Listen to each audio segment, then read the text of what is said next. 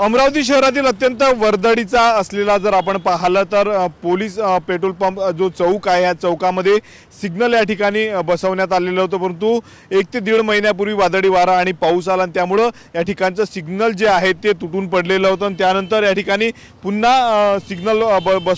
बसवणे अपेक्षित होतं, परंतु अजूनही जर आपण पाहता या ठिकाणी सिग्नल बसवण्यात आलेलं नाही, त्यामुळे या भागात छोटे मोठे अपघात होत असल्याचं वाहन चालकांचं म्हणणं आहे। आपण बघू शकतो या ठिकाणी असा चबुतरा तयार करण्यात आलेला होता आणि या ठिकाणी जर आपण पाहिलं तर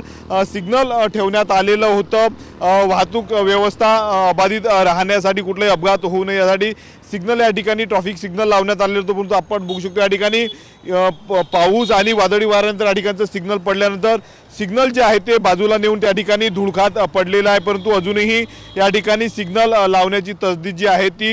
पोलीस विभागानं घेतलं नसल्याचं समोर आलेलं आहे। आपण दृश्यांमध्ये बघू शकतो अत्यंत महत्त्वाचा हा चौक आहे, त्या ठिकाणी जर आपण पाहतं बसस्थानक असेल, त्यानंतर इकडे पंचवटी, इकडे चांदूर रेल्वे CP ऑफिसकडे जाणारा हा अत्यंत महत्त्वाचा चौक आहे आणि या चौकात सिग्नल नसल्यामुळे जर आपण पाहिलं तर वाहतुकीमध्ये मोठ्या प्रमाणावर अडथळा येते। अनेकदा या भागामध्ये जर आपण पाहतं छोटे मोठे अपघात जे आहे ते सिग्नल बंद असल्यामुळे होत असल्याचं समोर आलेलं आहे, त्यामुळे सिग्नल सुरू करण्याची मागणी जी आहे ती वाहन चालकाच्या वतीनं होते। आपण पुन्हा एकदा बघू शकतो अशा पद्धतीनं धुळखात जे आहे ते मागील 1 ते 1.5 महिन्यांपासून सिग्नल पडलेला आहे, परंतु या ठिकाणी असाच चबुतरा जो आहे तो उभा आहे। अनेकदा जर आपण पाहिलं तर रात्रीच्या वेळेला छोटे मोठे वाहन देखील या ठिकाणी धडकत आहेत, त्यामुळे सिग्नल जे आहे ते पुन्हा या ठिकाणी सुरू करण्याची मागणी जर आपण पाहिलं तर अमरावतीकरांच्या वतीनं केली जात आहे, कारण अत्यंत महत्त्वाचा संपूर्ण हा पोलीस पेट्रोल पंप चौक आहे, त्या ठिकाणी सिग्नल पुन्हा सुरू करण्याची मागणी केली जात आहे। कॅमेरामन निकेत दातोंडेसह मी स्वप्नील उमप, TV9 मराठी, अमरावती।